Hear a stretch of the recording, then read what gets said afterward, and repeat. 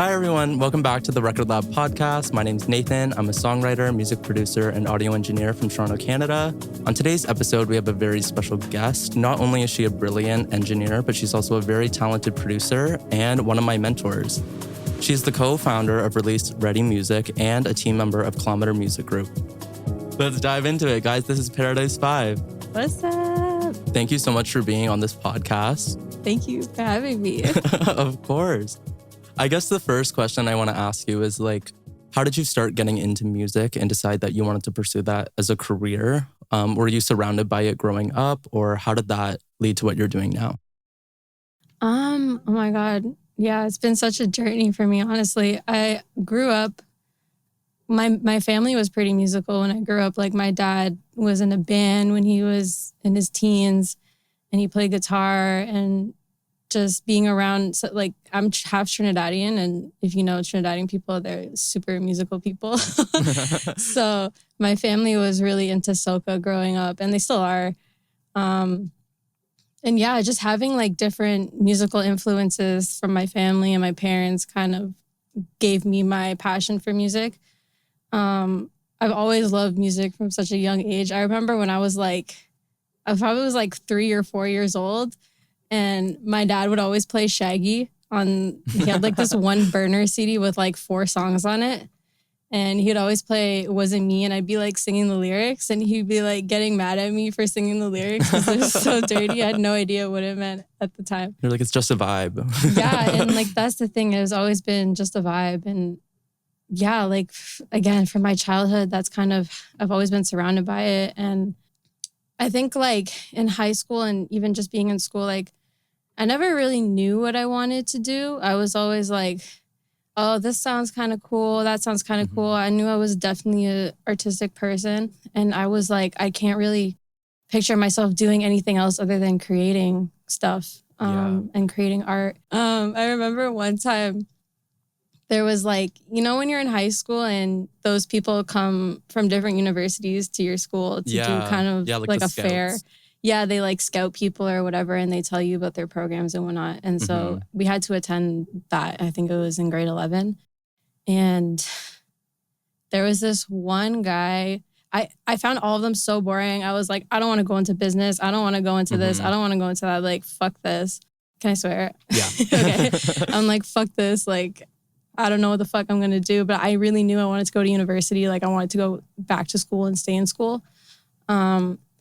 And so there was this guy who came in from Ryerson, called Ryerson at the time, TMU now. And he was in the media production program, RTA media production. And I just found him really interesting, the way he was delivering his speech and his kind of breakdown of what the program's all about and stuff like that. I was oh shit, I'm kind of sold. This sounds fire. I knew I liked to be in art, and I was starting to develop an interest of media. And I feel that's when social media was kind of blowing up with certain things like Snapchat and Instagram. And so I was oh, this is really cool. Oh my God, I feel old by saying that. But yeah, I was oh, this is really cool. I could actually see myself in this program. And I also wanted to be downtown Toronto. Yeah. I didn't want to move to Waterloo or London or Ottawa or anything. I was fuck that. I want to be downtown. Yeah. I'm a downtown girly. So yeah. So I was okay, yeah, I actually really want to get into this program. So I applied and I did the interview, and I heard the interviews were really competitive. And so I was really fucking nervous. I was so nervous because obviously at that time I've never done anything like that. And so I was okay, praying. And then I got in. And throughout that, we started doing a whole bunch of media production stuff. And so I got introduced to the world of video and audio, multicam, single cam, all that kind of stuff, media marketing, business, whatever. And I remember we had to do an audio class, and I was I hated it. I hated it so much. I was this is so fucking boring. I don't want to edit audio. I can't even see anything. I just have to listen to people talk and edit it. And at the time, it was kind of an intro to how to use Pro Tools and mics and setup, super entry level kind of, I mean, you know, right? Yeah. So yeah, I had no interest in it at all. I was this literally is so boring. I'd rather do anything else. And I also, I don't know, like being in those classes, I felt like my professors were cool, but I felt really like out of place. You know what I mean? I was like, at the time, I the way I was looking and like the way I was kind of like going about my life, those types of people and me didn't really like, you know, there's no common ground. So it was like, I felt really awkward. I kind of felt really out of place. And so I don't know, like the whole audio experience there for me was awkward and hard. It was really hard. But then I realized I started learning stuff with music and how to edit music and stuff like that, which I still found really overwhelming at the beginning and just a lot to learn. And I don't want to know how to use all these softwares and plugins and routing and busing and whatever. Yeah. And so again, it was kind of like trying to teach me how to do math. I was like, fuck, like this sucks. And then I was also making friends who were already in the music scene, and I had never had friends growing up like that who were heavily involved in music. So I was like, oh, this is really cool. Like, you're a rapper, you're a singer, whatever. Like, damn, that sounds really fun. And being around other engineers who I didn't really know like how big of a thing it was at the time, I would just learn stuff and like be in sessions and like kind of being introduced to the music side of the world. And I was like, oh, this is like really dope. Like I could do this because now I know how to use Pro Tools and I know how to do a 1-2 EQ compression thing. Like I could sit here and record people. Like this seems like so much fun. We get to make music, like, and I get to like creatively put it together. I'm trying to do that, you know? And I feel like once I kind of found a more artistic side to it, I was like, oh, okay, like, yeah, I'm good for this. Yeah. And so, yeah, that's kind of how I got into engineering. And then after engineering, I had one really good friend who would be making beats all the time. And so I was, damn, I want to do that too. Like, that sounds really fun. And so he kind of showed me how to make beats, and he really like changed my life like that. Like I literally taught me how to do something that I didn't even know existed, to be honest, because obviously I knew that there was producers and I knew that people made beats, but I didn't know anything about the process of doing it. Like how are they doing it? Just like, exactly. Like what is FL? What is Logic? Like, you know what I mean? And so he was making beats on FL Studio, and then I would always just sit there and watch him for like days and hours. And eventually I started I downloaded it onto my laptop, and I was like, hey, I'm going to mess around and try and make beats and stuff. And like the first beats I ever made were trash. I think I still have a couple of them, but obviously like over time you keep getting better and you surround yourself with more people. And and now I'm here. That's awesome. It's almost like for you, it was like a happy accident. It's like you didn't care about engineering at all. I feel like my whole life is a happy accident, honestly. Like everything that happens, I'm like going through it. Why the fuck is this happening? What am I doing? And then I'm like, oh, wait a minute. Exactly. Like that's very useful. No, that's so cool. Because I'm kind of similar, because when I went to school for it as well, it was like, I didn't really care about the engineering side of it. I wanted to learn how to make beats. That's why I went to school. Yeah. And then as I started doing more engineering and actually learning what it was, I was like, this is so fun. I'm like, right? I'd actually, I love it. And honestly, one of the main things that got me more into engineering was working with you and meeting you at that one Bee Cave event. So sweet. Seriously. I didn't even know that. Yeah, because I feel like maybe you can relate to this too, but when you go to school for it, it's a very old head kind of approach to it. It's very textbook written. Yeah. And then when I went to the Bee Cave camp for the first time, and I remember I walked in and it was just you and I in the room. I was like, hi, I'm Nathan. And we introduced each other. And then I saw you engineer and I was like, what is she doing? I was like, this is crazy. Because you had so many plugins, and you were also so focused. You knew what you were doing and you were good at what you were doing as well. So I was like, thank you. I appreciate that. Of course. I was like, I want to learn how to do something like that, because that changed my perspective on engineering as a whole. Wow. Where it's it's so creative. It's a very creative process to do. Exactly. And that's the thing. I feel all engineers have their own sound and their own way of doing things. And so you learn how to do the fundamentals of everything, and then you start applying your own creative elements to it, you know? Yeah. And that's the fun part. playing something back and someone's like, whoa, what the fuck? Like, how did you do that? And you're like, I literally just put a reverb. Yeah. You're like, I literally just put a reverb and delay throw on it. And like, everyone's geeking out. That feels good. Yeah. Because mixing is so subjective too, that it's like, there's so many different mixing engineers who may like to do it a certain way and then the other person doesn't, but they do it a different way. But like, it's all like the same concept, if you will. But like, maybe you use a different EQ than I do, or like maybe you're using a different compressor than me. It's like, they all get the same thing done, but it's like a matter of stylistic choice, which goes back to like the creativeness of it all, which I think is so cool. Yeah. Yeah, I did have a question for you about your name, like Peradise5. Where did that come from? It's like so random, but I just remember when I first started making beats, I was like, I don't know what my producer name is. I wasn't really releasing anything at the time, but obviously everyone had a producer name. And so I was like, damn, like my name's so boring. Like I want a producer name. And so my one friend at the time I was making beats with him and I was like, yo, like, what's a good producer name for me? Like, I just need something sick. Like, I don't want to just be Jess, which is so funny because honestly, nobody calls me Peradise5, understandably.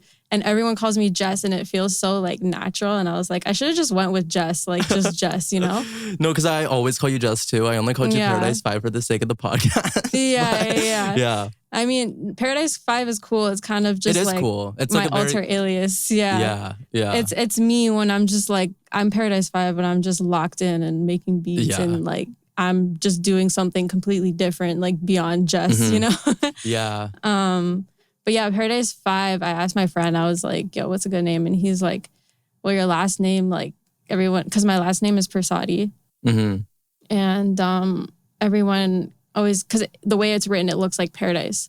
And it took me a while to realize that too. Like just from talking with you on Instagram, I'm like, oh, wait a minute. I was like, it's a play on words. Yeah, exactly. So that's exactly what it is. He's like, you know, if you like rewrit your name, it would actually spell paradise. And I was like, like, that's fucking sick. Yeah. I was like, oh, fuck. How did I never even notice that? And he's like, you could just be paradise. And I was like, okay. And I don't know. Paradise just felt like paradise. Like, I don't know. It just felt like a little off. And then, you're like, something's missing. Yeah. And then honestly, at the time, I was like really into numerology and astrology and shit like that.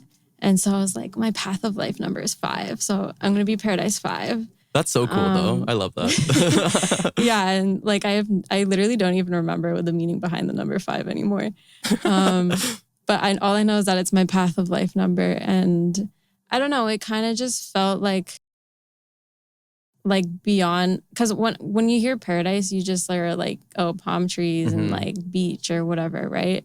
And like Peradise5 kind of felt like a more unique version of a paradise to me. I was like, it's my paradise. It's your path of life. Peradise5. Yeah. It's my path of life, literally. So yeah, that's how that came about.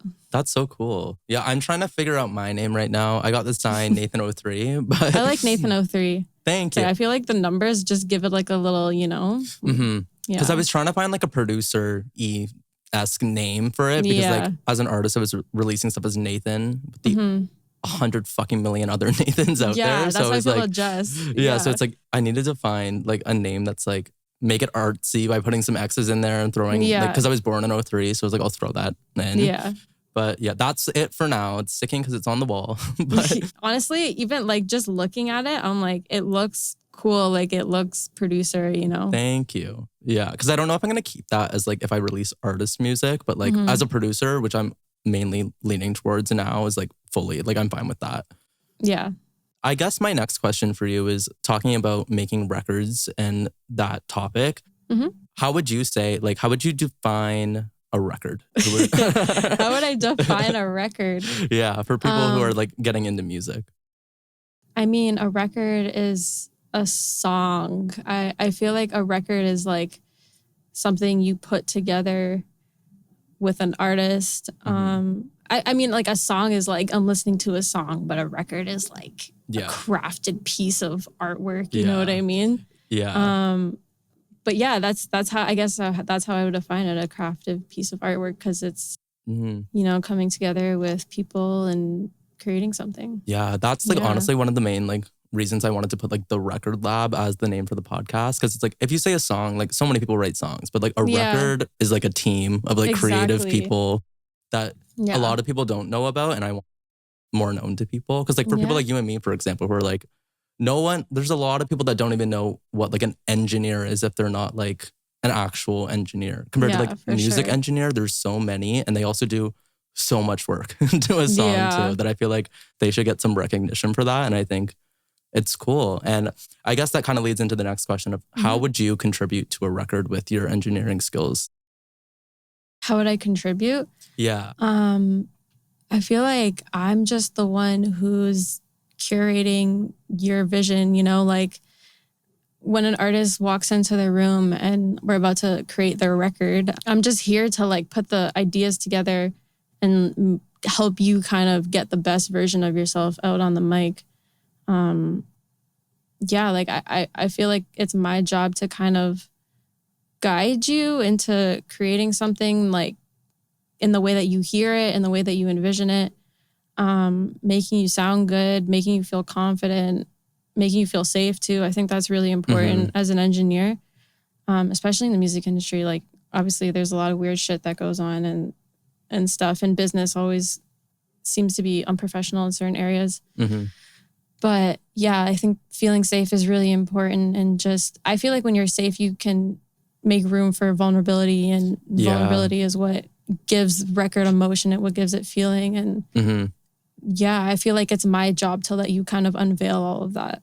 Yeah, we talked about something similar to that, like on the last few episodes. It's like that communication between like the engineer and the artist is so important to the final delivery of the song. Because like it is a very vulnerable like place to be singing in front of people you don't know and all of that. And you want to make an artist feel comfortable enough to sing. I like to use this technique. I make them like scream first before anything.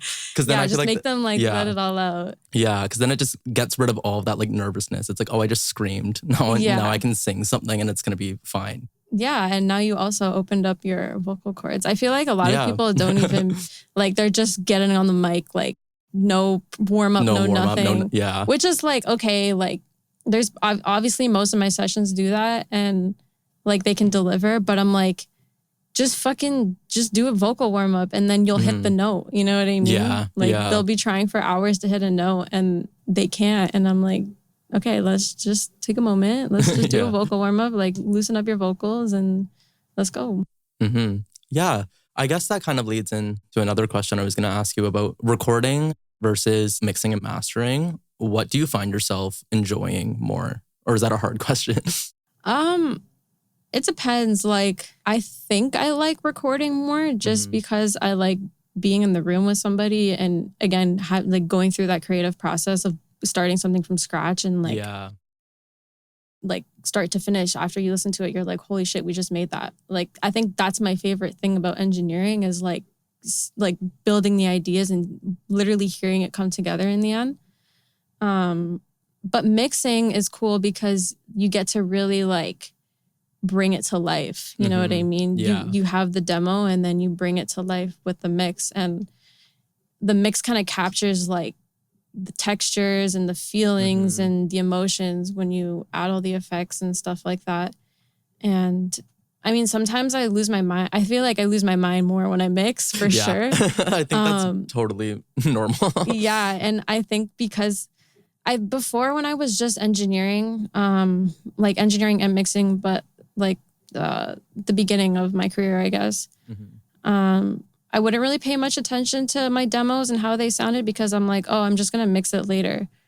But I found that like not doing like a whole crazy mix during our recording session, but like making it sound almost close enough to what it would sound like in the mix has helped me a lot because I don't spend hours losing my mind over why isn't this sounding like the way I wanted to, or I can't get the vocals sitting right or whatever. Like I kind of just get that over in the initial process because also when you overthink mixing, you just like don't even know what you're hearing anymore. Exactly. And I think like working on the fly and just making sure it sounds good immediately, like I don't overthink that because I'm like, okay, this sounds good. Like, this sounds clean. Vocal sounds cool. Reverb sounds cool. Like, I'm gonna rock with this for now. Like, he or she's not saying anything, Mm-hmm. like we're good for now. And then when I get to the mix, I'm like, okay, yeah, this like sounds pretty decent. Let me just clean it up and exaggerate it a bit, you know? Yeah. I also feel like it makes the artist feel like better too when they're hearing like the end of the recording session and it already sounds mixed. They're Exactly, like, oh, this is great. And then they're like really feeling it. It's like, that's good. That means you did a good job. Yeah. And like, honestly, if they really like the way your mix sounds in your recording session, they're probably going to ask you to end up mixing the song. Yeah.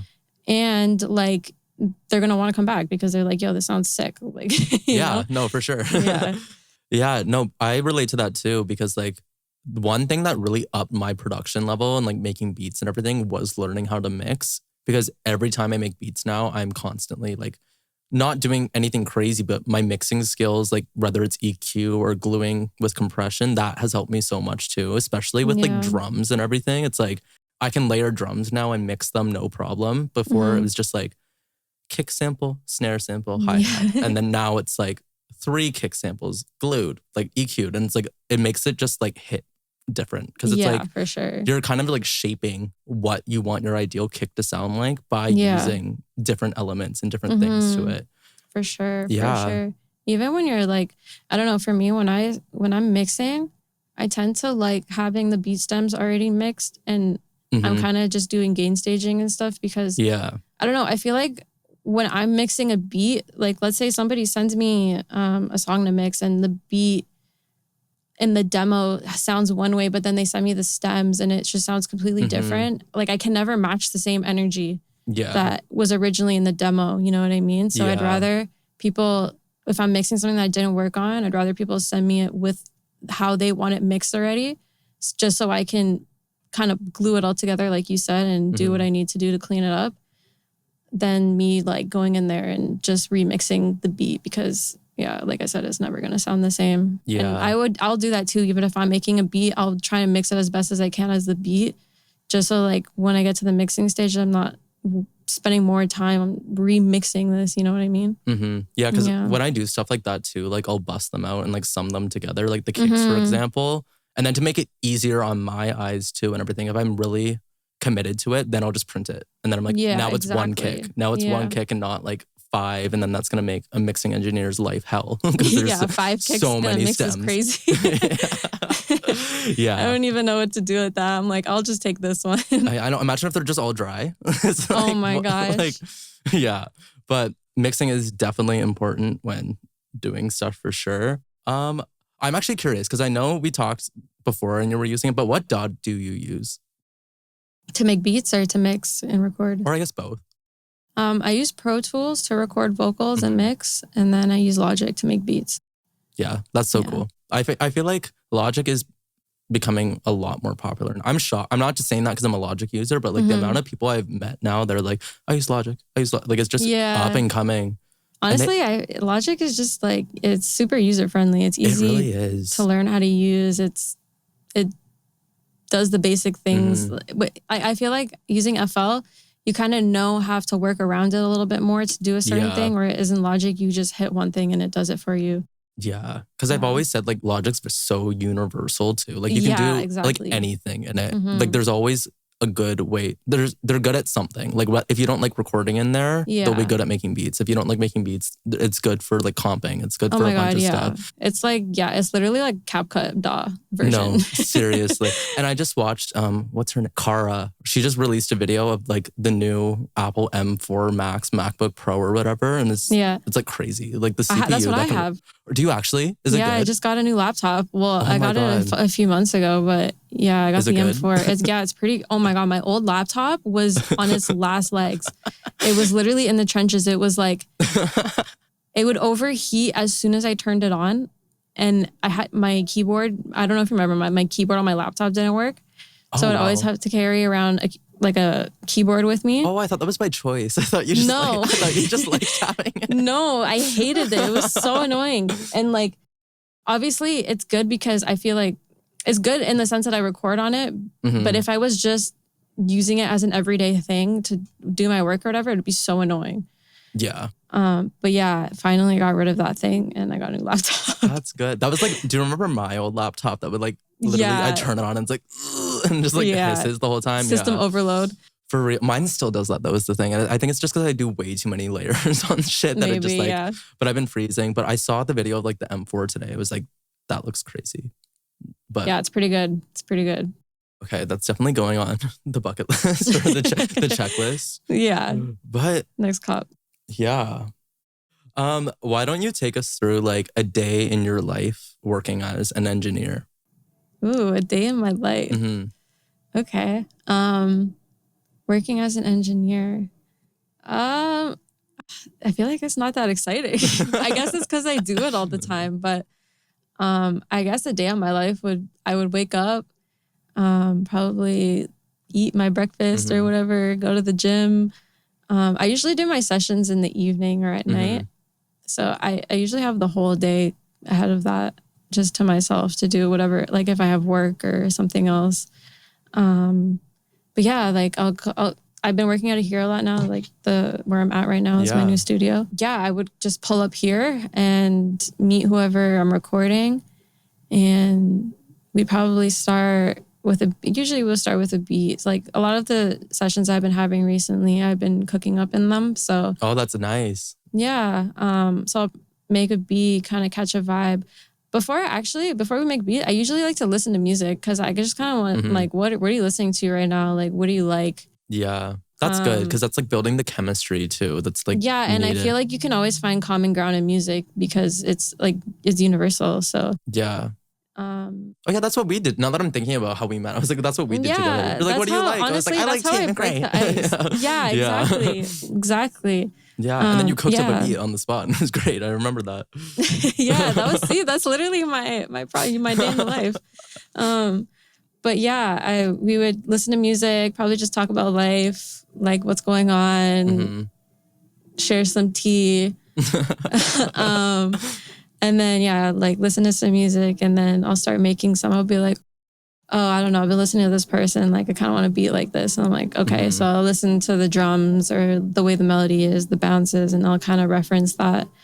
And then just kind of remake it into my own thing. Yeah, that's cool. And then while I'm making the beat, a lot of people like to write. And so that kind of works as like a two-way thing, which is cool. And then we'll start recording. Yeah. And then probably 8 hours later, we have a finished demo. That's awesome. Do you like to be involved in the writing process too? Or do you kind of like step back and like let them write? In certain ways, I think with certain people, I have a different role I play as a writer. Because some people like to kind of just freestyle as they go about the song. And so I'll be like, oh, why don't you try this word? Or try this melody, or maybe say this instead of that. Or like kind of something on the fly. Or like there's people who like to write while the beat's playing before they record. And I think there's only like a handful of people that'll help with write, but I'm not like, I suck at writing. I feel like I'm good at kind of re-saying things. I'm like, oh, maybe this will sound better. And that's usually how I kind of work my magic with writing. Yeah. But I'm not good at like, writing has always been a weakness for me. Like I find it really hard for me to put thoughts into work. I find it even hard for me to have thoughts in general. like vivid kind of like an argument in my head. Like, you know what I mean? Like for me to put that into words is even harder. So I'm not like the best writer, but I'm definitely here to help when I can. Yeah, no, that's so cool. Do you find too, like, are there some clients that come in with just a beat and then you just go right into it and just start recording and they write their own thing? Yeah, no, there's definitely some people who have songs written and their beats ready and they're like, okay, just hit record. And I'm like, perfect. Do you find that they are able to do it like fast, or do you think it takes more time? I feel like it just depends on the person. Like there's some people who are so locked into how they sound and just like a perfectionist, you know? Yeah. Which is not a bad thing, but it definitely takes longer for them to articulate certain things, hit certain melodies and pitches, and it has to be perfect for them. And then there's some people who can just do it effortlessly. And there's some people who like need a lot of help.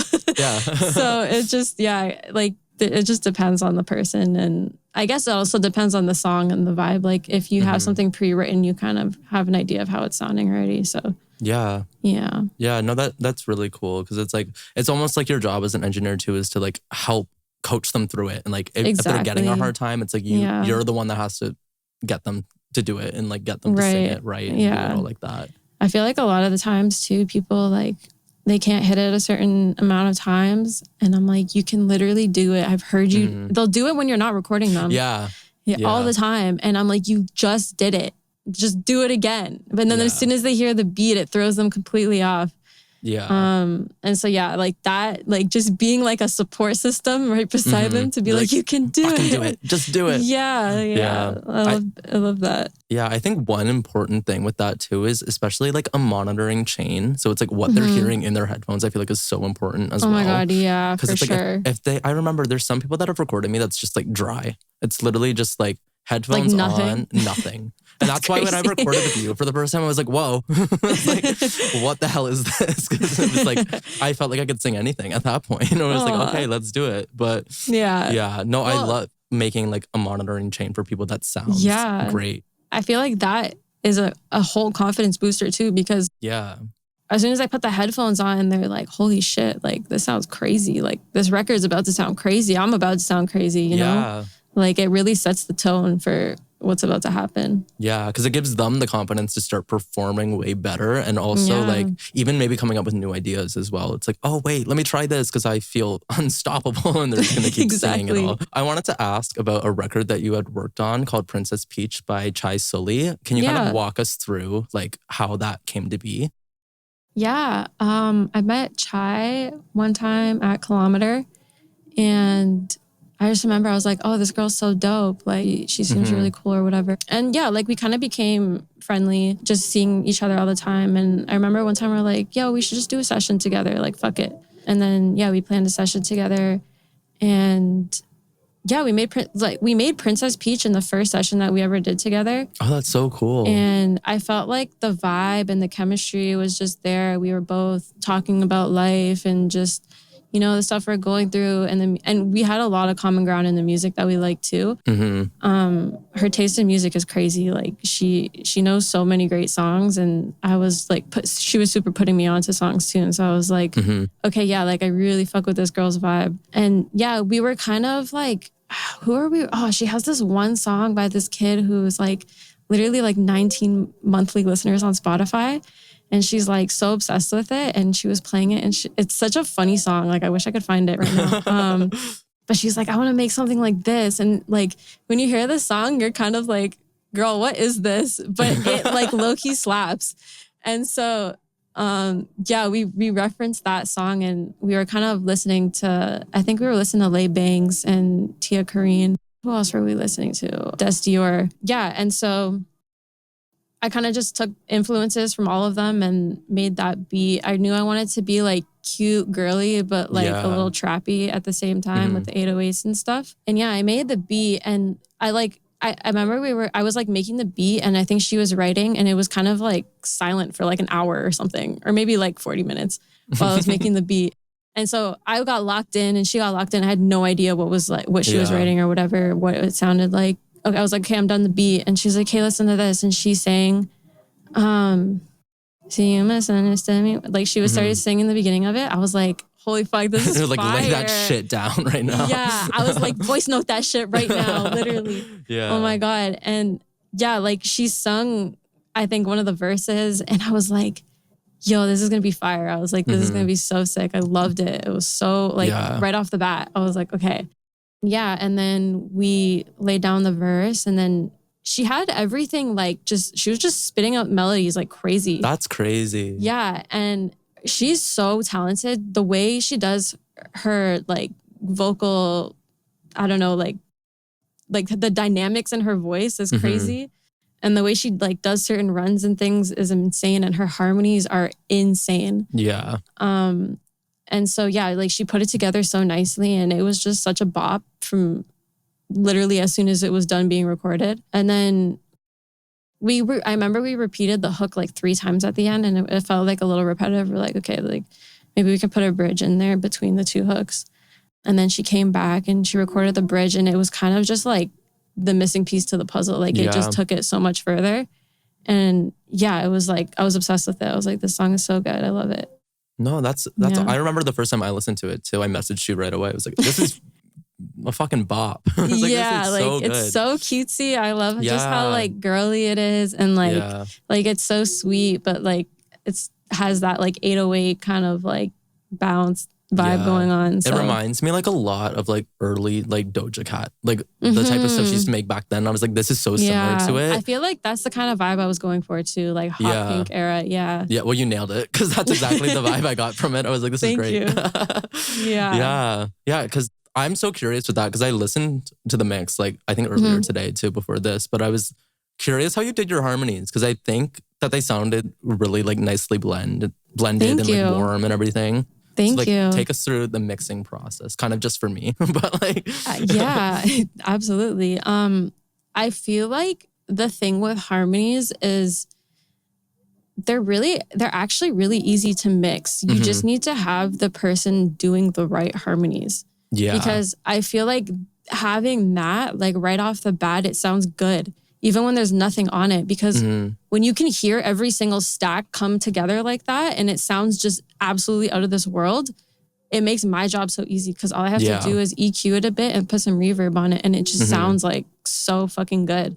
I've definitely had mixes where the harmonies are there and they're good, but there's one harmony that's a little bit off, or they don't really go together like they should. You know what I mean? I think that's harder to mix because now you're dealing with 3 or 4 or 5 stems that are kind of clashing together melodically, like pitch wise.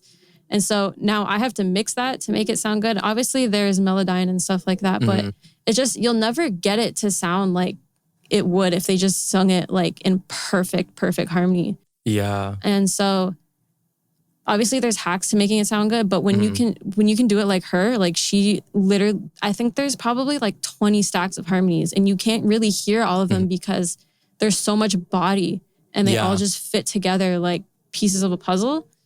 And that just made it sound good. Like, like I love honestly, vocal production so much. It's so fun. Like I think when I mix them, I added micro shift, like the sound. It's like a chorus kind of doubler thing. I added micro shift. I added reverb, Valhalla verb, some EQ, and maybe like a preamp or something. But I really didn't do much to it. Like, so you didn't use any compression on them at all? No, yeah, I use compression, but what compressor? I probably use the 1176, like the legacy one. Yeah, but like I didn't do a whole lot to it. It was honestly just so buttery to begin with. Yeah. You know? It's back to what you were talking about earlier. It's like when that demo already sounds good to like begin with, it's like the mixing for you then is so much Exactly. easier. Yeah. Another record I wanted to talk about is Fever Dream by ZYHIER. Can you kind of tell us about how you were involved making that? Yeah. Well, we made that track, I think it was 2022.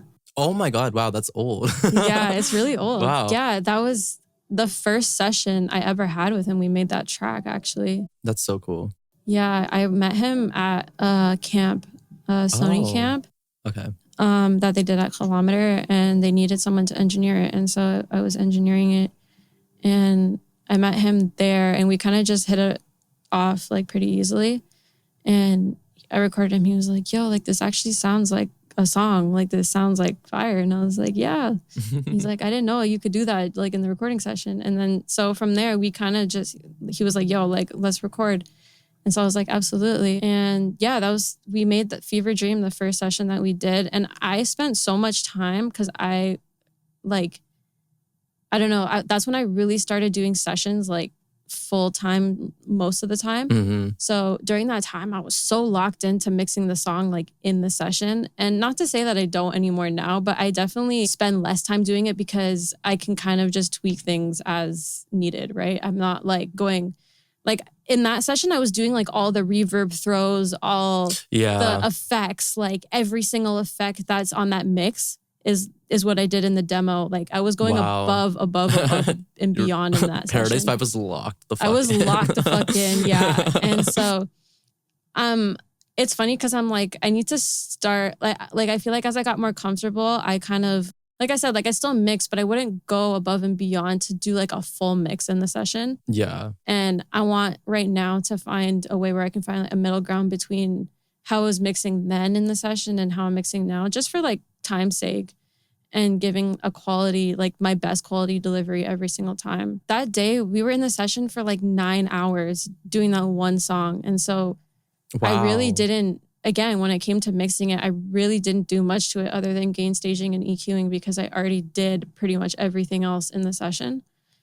It just had such an energy, like the song has such an energy to it. And I think it was also because it was the first time we were kind of like vibing, like in the studio and making something together. And so he had all these visions for it. And he's like, I want it to sound like this. Like, I want my voice to do this. I'm going to try and sing it like this. And I was like, okay, maybe you can do this harmony. Maybe you can do that. Like both of our ideas coming together, like it just really made such a powerful song. I feel like, it has such a vibe to it. It really does. Yeah, when I listened to it the other day, I was like, I don't listen to music like this, but I was like, this is fucking fire. Like, I will listen to music like this. His voice is just like, I don't know, like his voice and that beat just really did something. It was a vibe. It was a vibe for sure. Yeah.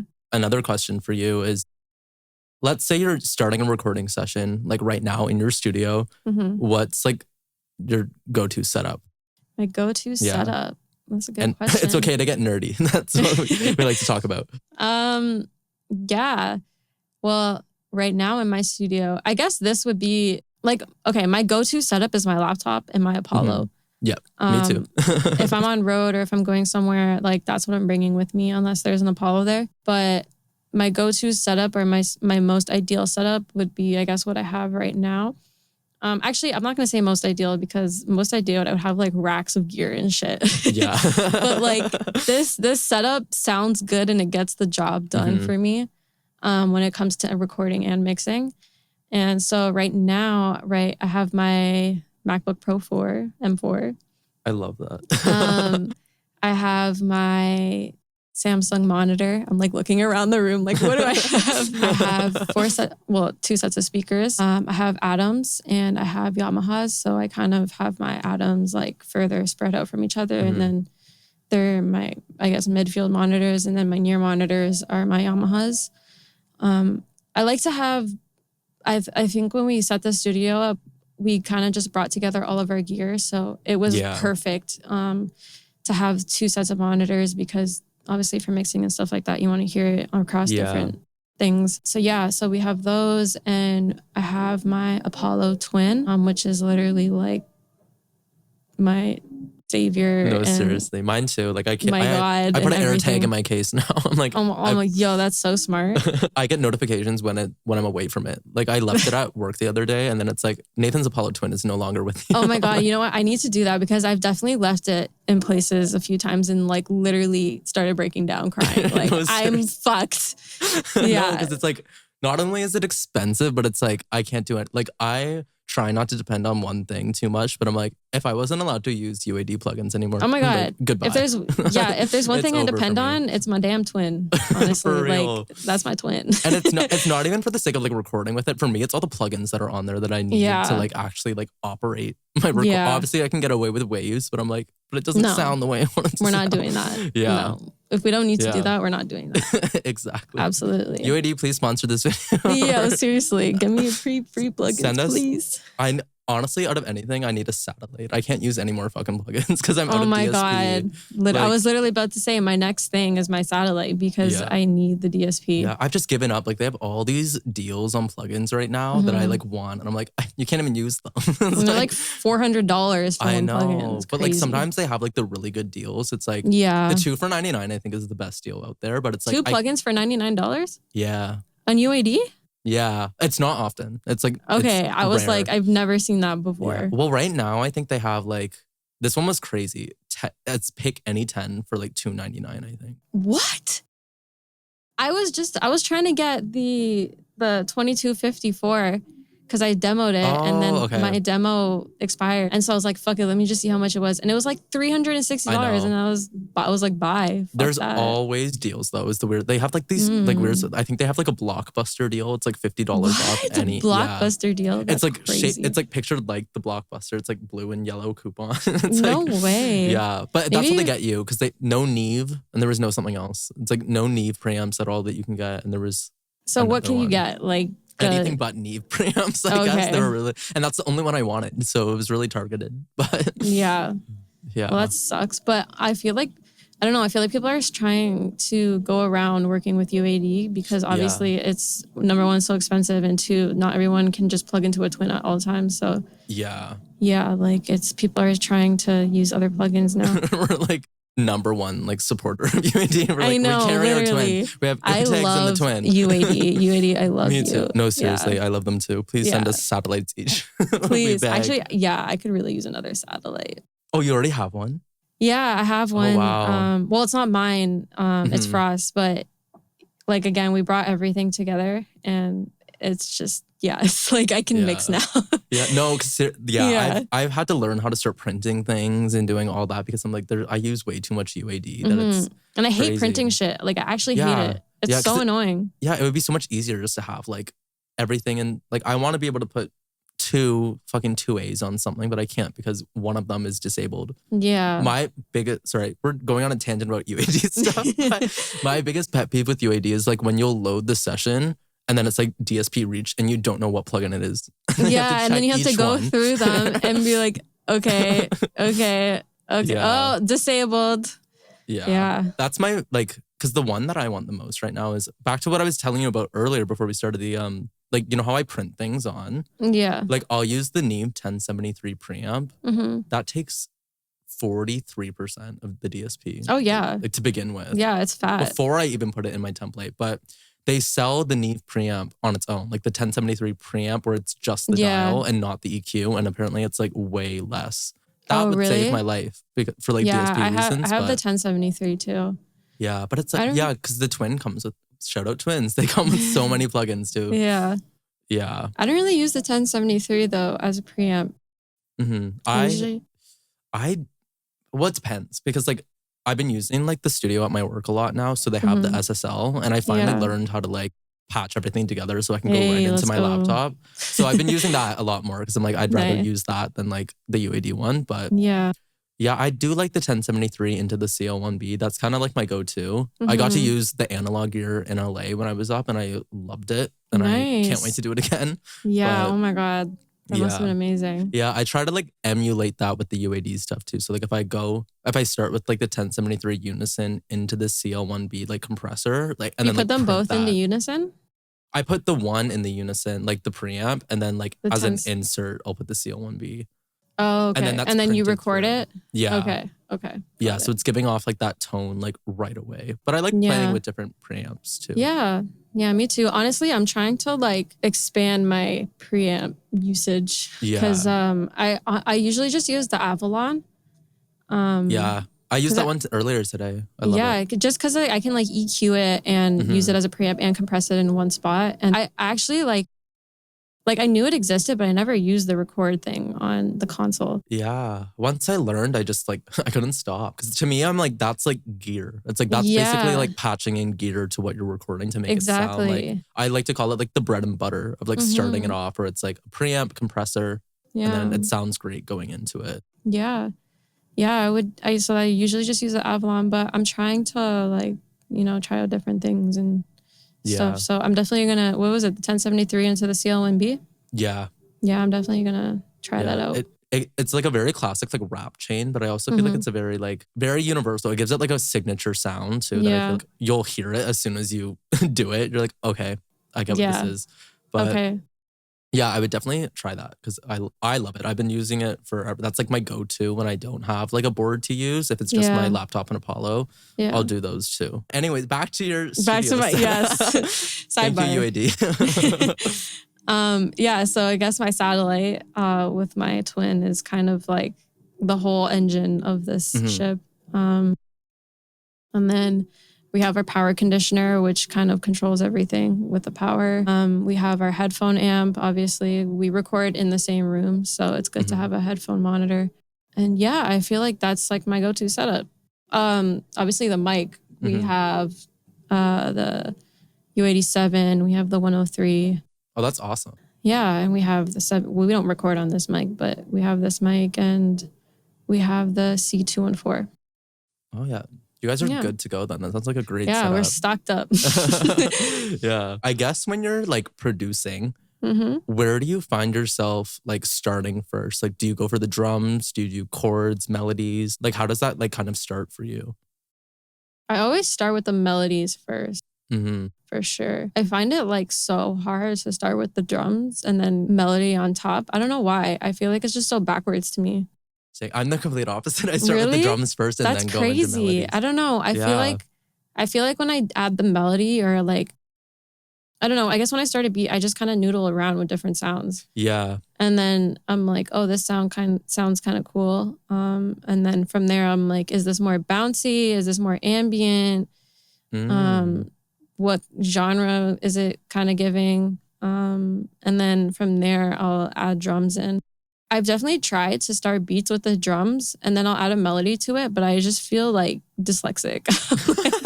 I'm like trying to put something together backwards is what it feels like to me. I'm See, like, it's funny because like the way you explain that, you're like, oh, is this bouncy when you're looking for drums? Like that's my first thought. And then it's the chords. And then I'm like, oh, okay. So like we do it completely Interesting. backwards, but it's the same mentality. When you make something, are you like, I want to make something bouncy and then you'll start with bouncy drums, or you're like, I want to make something dark and so you'll start with like heavier drums? Like what do you do? I guess it depends on, I've been trying to be really versatile with the stuff I make. So like I'll make some like slower, like upbeat drums. I recorded this one beat that I did with like a live drum set too. Like I programmed all my drums in and then got someone to play live drums over them and like mix them together. And then there's stuff where I do where it's like they're trap beats and I'm just doing 808s and like heavy hi-hats and stuff. And then there's like the ballady stuff I do where it's like heavy hitting drums.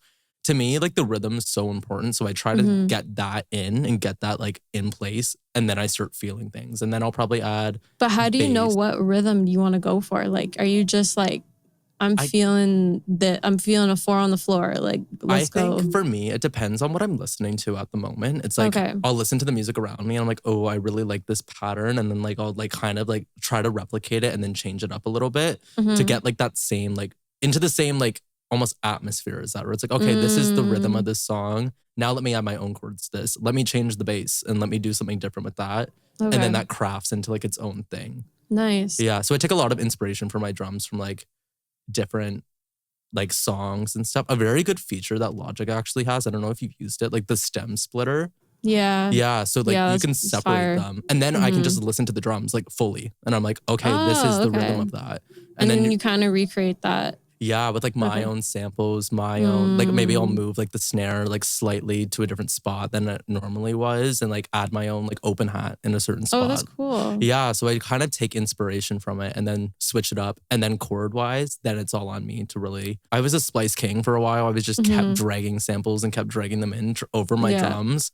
But now I've been back into playing keys a lot. So I'll like actually lay the chords down and then like layer them like 1,000%. So yeah. Honestly, Splice is good for like when you just need something, you know? Like I love it for drums, like for the one shots, like that's where I'm getting all my samples from. Yeah, because sometimes you feel like you said, like a certain drum, you need like a specific sound or whatever, like they have it. Or you have a beat and you're like, something's just missing from it. And then you find like a Splice loop that fits like with the, I don't know if you use the Splice bridge, but like that for me has been super helpful because I'm like, okay, this feels like it's just missing something. And then I'll search whatever on Splice and I don't know, like a guitar loop will come up and I'm like, oh my God, this like just took it to like a crazy place. And then I don't know, I always try to like change the way it sounds just so it doesn't feel so recognizable. Yeah. But yeah, like Splice is sick. Yeah, no, I love it. I love the perk loops on there too. Like a lot of the stuff I do in my production, I'll get perk loops on there and then I'll stretch them, like I'll put them in time. And then you actually put me on this plugin, Brower Motion. Like then I'll put reverb and Brower Motion on it and then make the perk loops like dance, like and spin and stuff. And then it's very good for like filling space and like atmospheric wise. Yeah, for sure. Especially during verses. I love doing it too. Like in the verses, it's giving it some like rhythm without actually putting drums in it, which I think is so cool. Yeah, I need to get since I got my new laptop, I lost a lot of my Waves plugins. Oh no. Oh, because did you buy them? You weren't like on subscription? Well, I bought them originally, but I bought them years ago. Oh, so they don't have M4, do they? Well, the thing is, like, I should be allowed to still download them, but I have to update them. And to update them, I have to pay like $200. No. And so I'm like, what the fuck? Like, why can't I just have the old versions that I had on my old laptop? Wow. But they don't let you do it. And so I'm like, I have the subscription now. Yeah. I was going to say UAD would never. Yeah, literally. Honestly. Yeah. Okay, that's good you got the subscription. Because but there's still so many plugins that I'm missing that I need to get. Yeah. That's the hard thing because like I'm getting like notifications on my laptop. It's like update to Sonoma, but UAD format won't work with this. I'm like, hell no. Yeah. Like I'm not taking that risk. I know. It's not even worth it. That's the one downside with like the new like M4s and M2s and stuff. It's like they're so good. But like, for example, Vocaline, I kept seeing so many ads for it. And I was like, you know what? I would really benefit from this. Paid for it, full price. Got it on my laptop. It's like, on Logic, it doesn't work with the M chips. You got to use it in Rosetta. I'm like, oh, no way. What the fuck? Like, it can work, but it's not the same like graphics. Like, in order to actually align my vocals, I have to sidechain. Like, it's weird. I know, it's weird. Like, it gets the job done, but I'm like. So you got it for your new laptop? Yeah, like on my M2. I literally just bought it yesterday, and it works for me. Like, it says capture. And wait, but you use it on Pro Tools, right? Yeah. Oh, I guess, yeah. Yeah, because it's ARA. So like, it's just Logic. They were like, fuck you guys. Oh Never my mind. God. But it's Mac.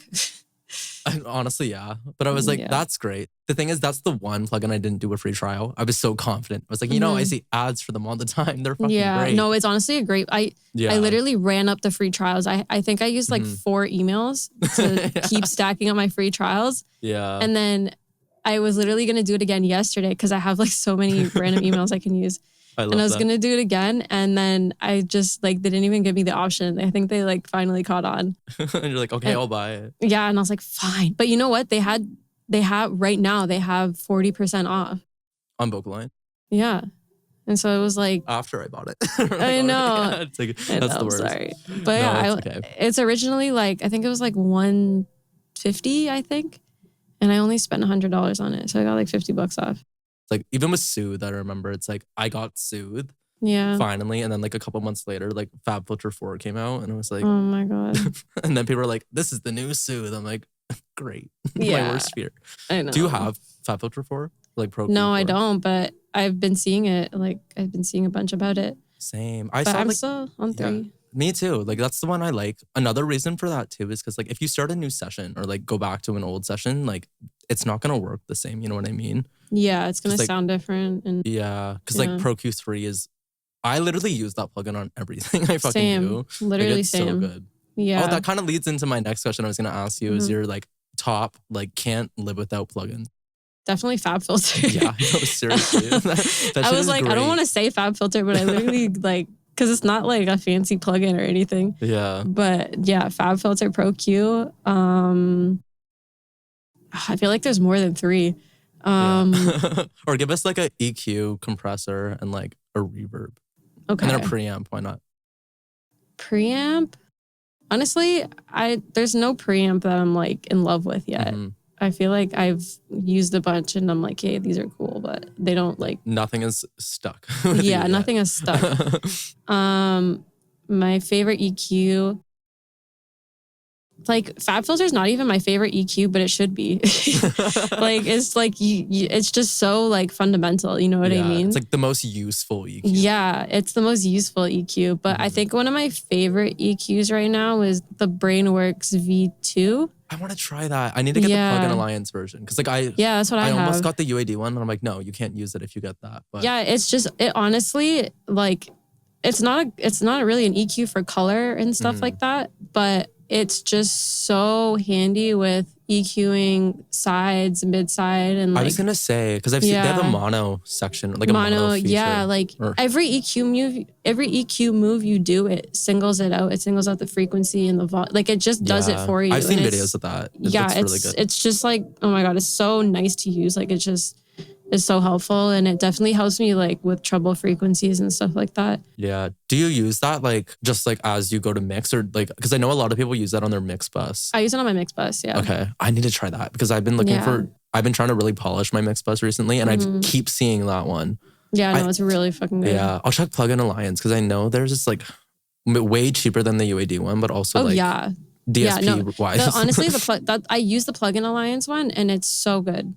Okay, I need to check It's that really out. like close to, I guess, what the real thing would be. But yeah, no, it's really good. Another plugin that I can't go without, I guess, I'd have to say the LA2. I feel like I just use it on, See, that's not my first thought, and I'm like, I use it on fucking everything though. I It's know. one of those things where I'm like, and no, that's I the use thing. that It's all not the my time. favorite plugin either, but I can't go without it. I can't. Yeah, and like that, I just like even using the different versions of it, like the gray or the legacy or whatever. Yeah, I've been using silver a lot recently. I love I love like the high end on it. I think it sounds like when I mix the podcast, like that's what I go for. I'm like, this sounds really good. It definitely has a good bite to it. Yeah. Yeah, it's very crispy. What's another one that I can't go without? I would say it's like a limiter clipper plugin.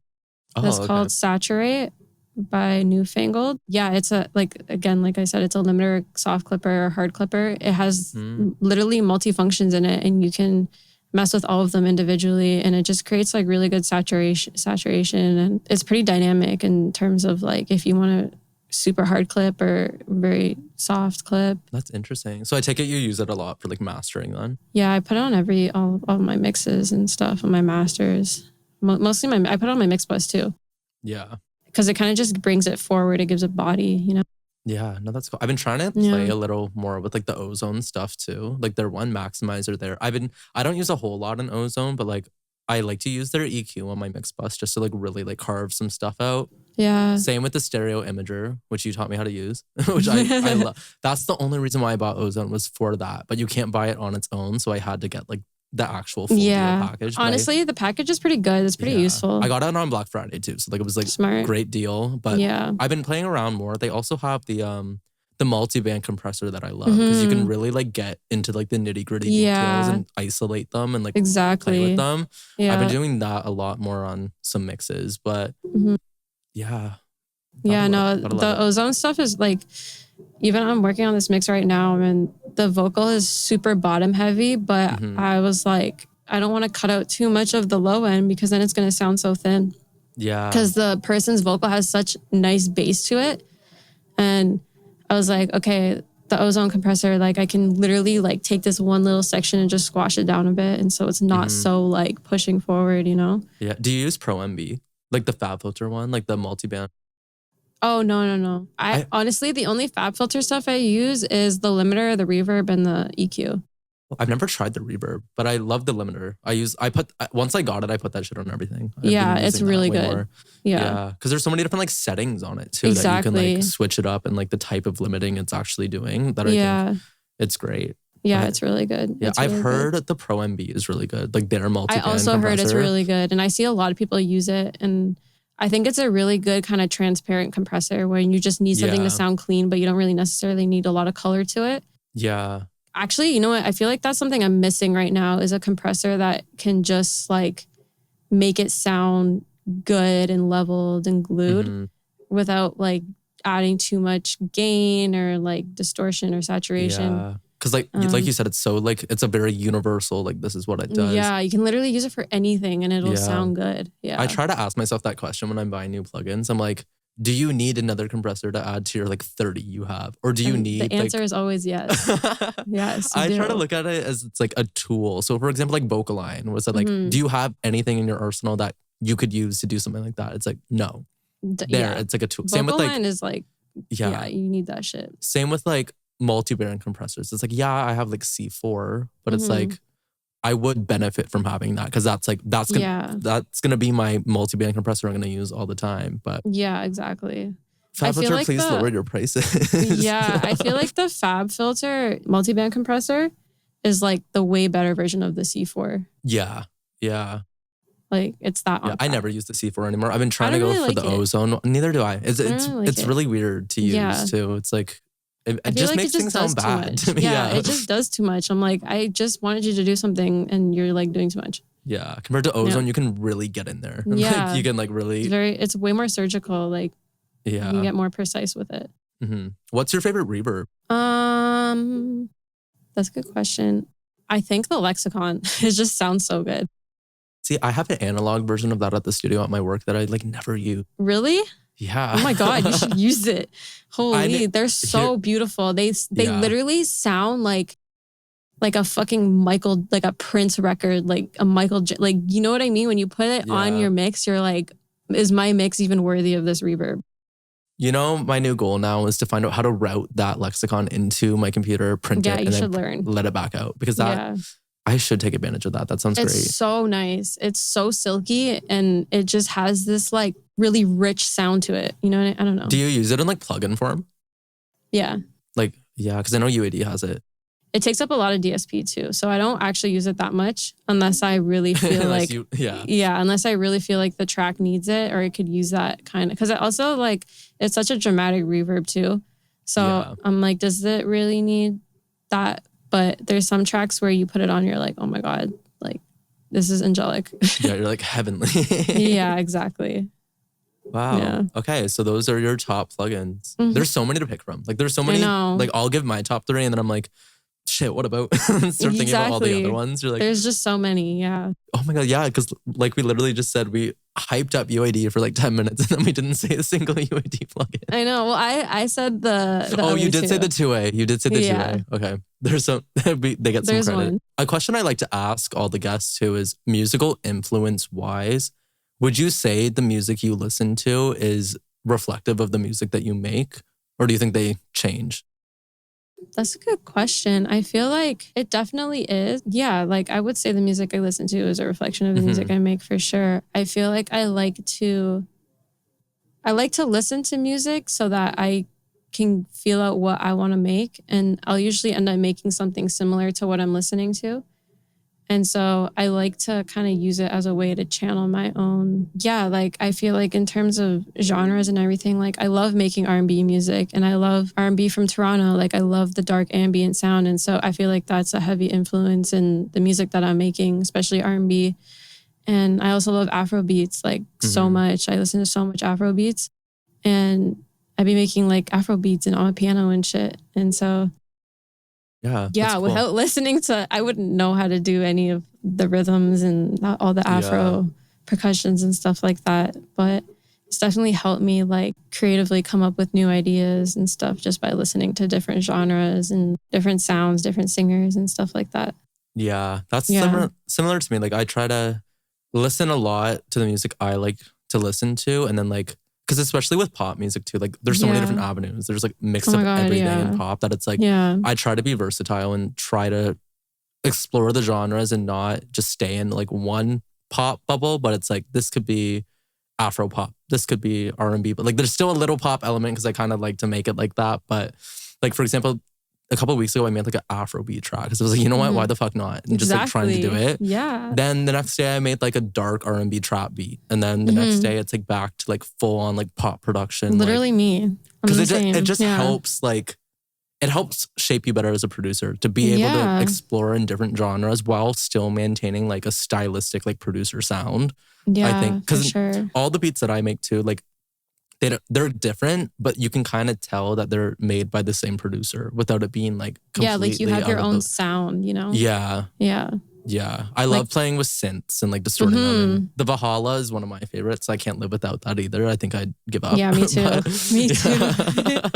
I feel that.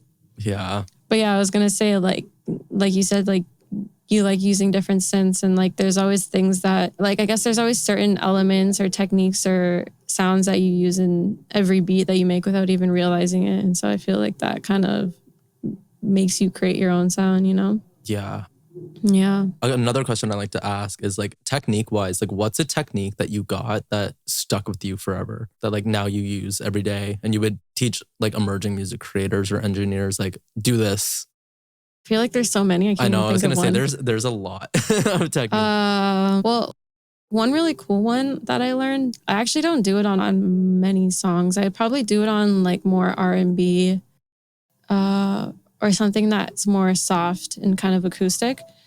But one technique I learned was that automating, okay, this is gonna get like really fucking nerdy. No, go for it. We love to hear it. Like basically when someone's singing, like someone, I'm trying to think of an example. Okay, like Summer Walker, for example.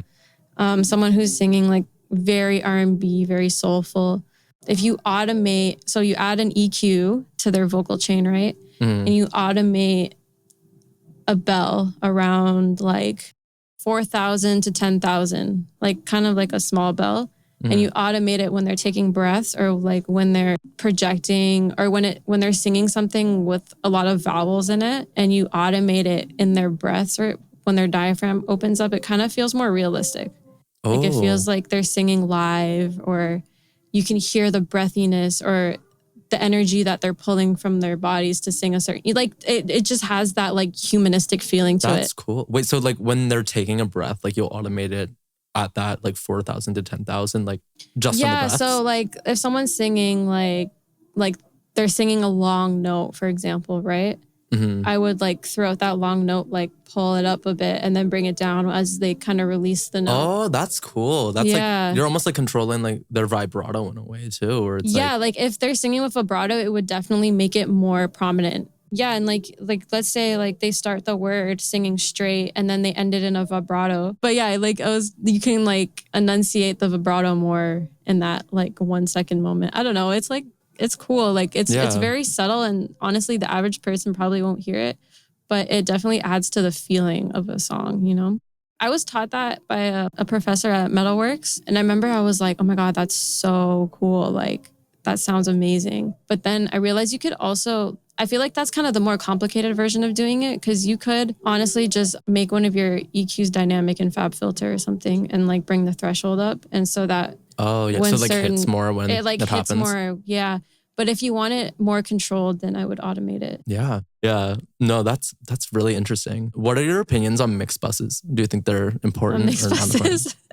Yeah. I see that question get thrown around a lot. They're like, what's on your mix bus? Cancel all mix buses. What are my opinions on the mix bus? I am for the mix bus, I think. I actually used to mix without a mix bus. Me too. And I remember being like, I don't understand why this is such an important like thing. Like it sounds fine to me. But then I think I just started learning how to actually use a mix bus and like its purpose. And I'm like, okay, yeah, this just makes sense. Same. I used to put like God particle and be like, done, mix bus. Yeah, done. Sounds great. Yeah, but so no, because like I always look at, when I figured out what the mix bus was, and I was like, okay, this makes a lot more sense, because it's almost like you're taking your mix and you're sending it through to like a tiny small mix that's going to make it sound like one big thing and one cool thing, using EQ and compression and all the fun stuff on there. But yeah. And I think just for like obviously you add your mix bus compressor and it glues the track together. And I think sometimes that's where people have like a hard time figuring out. I think learning how to glue your mix is different from just like adding a compressor to the end of it. And I think you should, if you're going to do that, you should be mixing into your compressor and not just doing it after you're done mixing, because it's just going to change the way everything sounds. Yeah. And I'm sure that's like a commonly known thing, but like there's definitely a lot of people out there, including me, who were like, I'll just throw it on at the end, it'll be fine. Yeah, and then like, not realizing. Wait. Yeah, and then you're like, wait, this sounds like shit now. Everything sounds squashed. And then just learning to, okay, like do like a little gain stage and then add your mix bus compressor on, or even add it on from the beginning, like whatever you want to do. Just don't do your whole mix and then add your mix bus compressor on after, because it's going to fuck everything up. Yeah, no, that's what I always do now when I'm starting, whether it's a mix session or a tracking session or whatever. Like I'll always start with my like SSL bus compressor just to glue it, and then my Pro Q3 after, just doing like the basic like ducks, like in certain spots that I know is going to muddy it up. Exactly. And then I record or mix into that, because it's already setting that like tone. It's like, okay, we got rid of the muddiness. It's gluing whatever's going in, compared to, like you said, like putting it after, and then it's just crazy. It's like, it's all out of whack. Yeah. And even adding like, I don't know, like saturation, if you want to add like, I don't know, like tape or something to your whole mix, or you want to add like, I don't know, some sort of saturation or whatever, like if you're trying to get a certain feeling out of it. I'm curious, do you use the tape, like the UAD tape ones at all? No? Okay. No. I've never touched them, but I'm like, I've seen some people I've used them before. Like they're really good. I just like, to me, like the Plugin Alliance one is just as good as using that one. Like obviously there's going to be like a certain sound the UAD one has that's just not comparable. But if you know how to finesse it right, like it's not going to sound too far off of good. Yeah. You know, like, I mean, it does sound good. Like it'll sound great. You just got to do it the way it should be done. What genre would you like use something like that for rather than like a black box or like a Vertigo? To use tape, like a tape machine? Yeah. Like acoustic-y. Yeah, like maybe acoustic-y, maybe something that feels a little bit more old school, something that I don't want to sound so digital. Like neo soul or something alt, or like I feel like a lot of people now are trying to kind of like emulate old school sounds, right? So I think that helps a lot with getting that sound out and not making it feel so digital and quantized and like auto-tune feels kind of robotic. Like I feel like when it's more laid back and you kind of have like a more raw song, adding tape to it kind of gives it like a nice warm vibe to it. Yeah, I have all my UAD demos for all the tapes. I just haven't used them yet. I'm like, I'm waiting for the right time to be like, now is when I want to try them out and use them. But definitely wait for the right time. I know you got to plan out the 14 days so smart. Yeah, literally. You're like, can I finish this mix in 14 days? There was one plugin I did that with. I forget what it was, but I think it was Ozone. I remember because I asked you to help me with a mix one time and I got like a 2-day trial of Ozone. I remember like, that, yeah. Oh, and the Vertigo one. I was like, let's use them. Done. And then I had to buy them but months later. But it was definitely worth it. I use it. Did you, but you bought the Vertigo UAD one? Not the UAD one, but the Plugin Alliance one. Okay, yeah, that's the one I use too. That one's pretty good. I've been using that a lot on stuff. I like using it on like my synth bus or like keys because like just for the high-end portion of it and the mids. I feel like for keys, it does a really good job. Nice. It's so nice. Yeah. Yeah. I've also been using like Decapitator a little bit more. Just like... Yeah, me too. It gives it like such a nice like grittiness to it that I like really using love. Decapitator on my background vocals. I've never tried that and now I'm going to because it just gives it like a crisp and an edge. Because I feel like sometimes your background vocals get a little washed out, especially if there's a lot going on. It kind of just gives them a nice like push. Yeah, to like pop through the mix. Yeah, like, a exactly. Better. Cut through a bit more.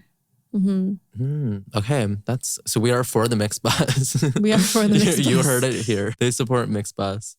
I support the mix bus. Yeah. To kind of wrap up this episode of the podcast, is there anything you want to tell like listeners or viewers that where they could find you? What are you up to recently? Any exciting projects? No, I feel like I'm not working on anything really. I mean, I'm working on really dope music and I'm always working. I'm always making new shit. I'm always trying to, like create more beats and stuff like that. But I guess saying that, like, I'm definitely open to working. So if you are a dope up and coming artist or whatever, like feel free to hit me up. And if you want to cook up, I have a space. If you need a recording session, I got you. Guys, she is a great engineer and producer. Thank you. If you guys even just want to like learn how to produce or like record or any of that, like Jess is a great person to learn from, I will say. Oh, that's so sweet. Thank you. Of course. Yeah, I love helping people learn how to do this stuff because I feel like it was hard for me to learn how to do a lot of things. And honestly, like, the things I learned the most was from asking people people how to do certain things. And like, I definitely love giving that knowledge back whenever I can. So yeah, me too. That's exactly why I wanted to make like a podcast like this. Cause it's like, I always say this in every episode, but I'm like, it's almost like a generation of knowledge just getting like passed down and passed down. Literally, yeah. Cause like someone taught you how to do a bunch of stuff, then you taught me. And now I'm giving it back and teaching the people that ask me questions and people who are listening to the podcast. And hopefully when they learn how to do it, they're going to start teaching someone. And then it's just like... and it just keeps going down the line. Because it's like, why are we gatekeeping? Like there's no need to gatekeep like certain techniques or stuff. It's like, no, it should be like, if you want to learn how to get into it should be like very open and like explaining why things are done too. It's like, I definitely want to help people out because I know what it's like. And I feel like you know what it's like too, to start out and you're like, what is EQ? Like, what does that mean? And it's honestly, like, it's so intimidating at first. It's like, it feels like a million things you need to learn how to do and perfect in such a short amount of time, which is like, is never going to happen, number one. And you're going to learn the most just from making mistakes and going through it. So yeah, you'll mess up for sure, but you will definitely learn, I feel like, the most from the people around you and the people you surround yourself with. And for sure. Yeah. Well, thank you so much for being on the Record Lab podcast. Thank you so much for having me. Yeah, this was so fun. Yeah, for sure. And thank you everybody for listening and watching. And we'll catch you on the next episode. Bye guys.